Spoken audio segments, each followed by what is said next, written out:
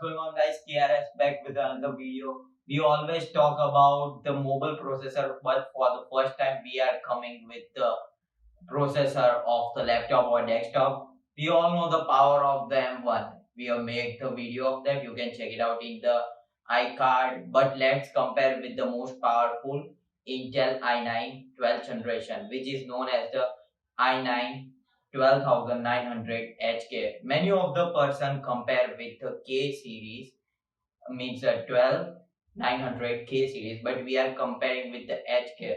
HK stand for the high performance and K for the unlock. So let's check it out.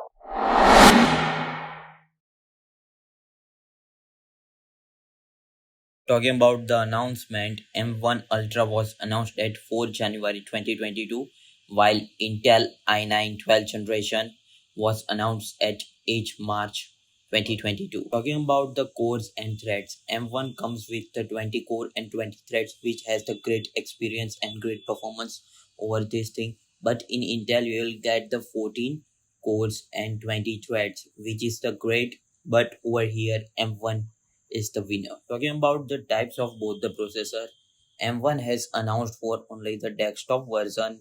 They have not announced for the laptop or their Mac series. But in Intel, they have announced only this for the laptop category. There will be something different if they announce for the desktop one. I will make the separate one also, because the comparison over there will be different, because the desktop has the more capability as compared to the compact laptop. Talking about the frequency over here, in M1 you will get 2 gigahertz, which is the great also, but Intel has the boost over this thing.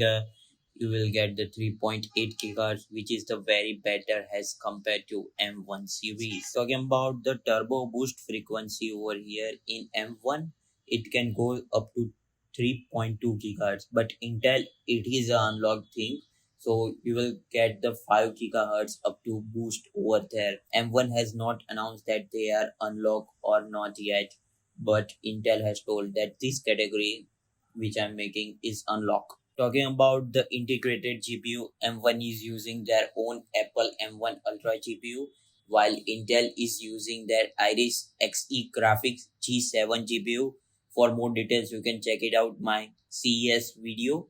I will mention all the certain things and all the processor announced by the Intel in that Intel video. Talking about the GPU fabrication, in M1, this is the first time which any laptop category or desktop category processor is coming with the 5 nanometer, which is the great thing and great battery efficiency over there. But Intel is going with the same category thing, which is the 10 nanometer. It is a great having the nanometer very few and very less these days in laptop also. We know all the certain things that mobile are getting compact, but laptop is and desktops are big certain things. So these two fabrications are great in their way. Talking about the TDP, thermal design power, in M1 it is the 60 watts, but in Intel it is a 45 watt. So the capability over this is much better as compared to the Intel.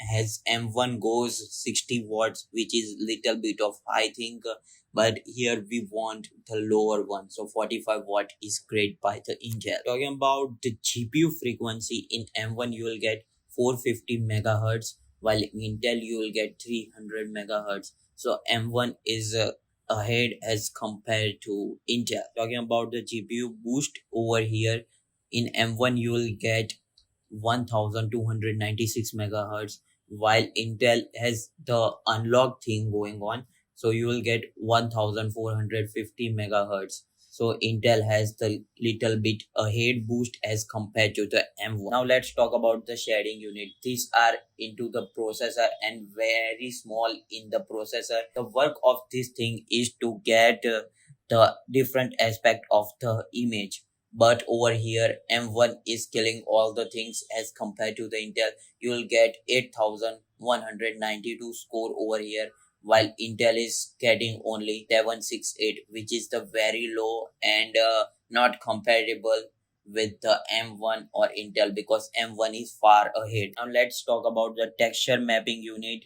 In M1 you will get the 512 score, which is very great, but in Intel you will get the 48 only. These are used for the 3D rendering things, and over here M1 is getting very high score as compared to the Intel. The another one is ROP, rendering output unit, which has the great score again in M1, getting things far ahead as compared to Intel. You will get 256 score in M1, while in Intel you will get only 24, which is very low as compared to the Intel. Talking about the total graphic power, M1 is taking to the huge level, which is 120 watts of power over here, while Intel is getting only 50 watts over there. It is a very low thing in Intel, but M1 is again doing the certain job and getting the points. If we talk about the GPU flops, M1 is taking ahead over here in a 20.8 teraflops, which is the very great in certain types of processor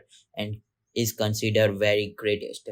But Intel is only scoring 1.69 teraflops, which is very low. Talking about the types of the memory, you'll get the support of LPDDR5 in both, but in M1 you will get a 6400, while Intel is getting low frequency over here, which is 5200. Talking about the size of both the processor, in M1 you will get the 128 GB, which is the very great, but in Intel it is a 64. But 128 GB is very huge thing, and 64 is also a huge thing. Talking about the memory channel, in M1 you will get the 16 memory channel, which is the very great and mind-blowing thing, but in Intel you will get only two. Talking about the benchmark of the Cinebench R23, you will get the single core, which is 1563 in M1, and multi-core, which is 21,732, which has the great score over here.